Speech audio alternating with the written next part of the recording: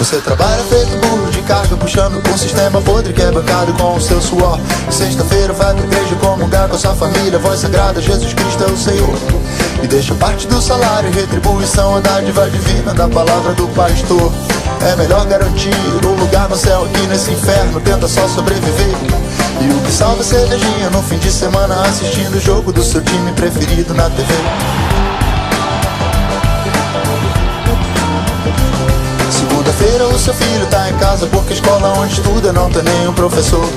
E o professor está na rua apanhando da polícia, tá cobrando seu salário lá do governador. Enquanto isso numa casa confortável, uma família abastada reunida assiste televisão e praguejando fala mal de quem tá na rua, enfrentando e dando a cara pra lutar contra a situação. O fura-fila que entrou na sua frente conseguiu ser atendido muito antes de você.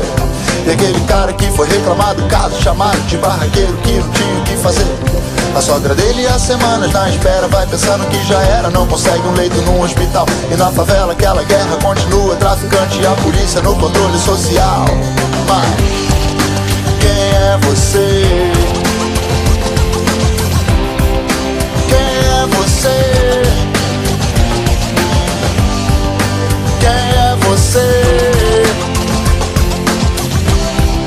Quem é você? Do Fumo Beck é chamado de financiador por um senhor que toma o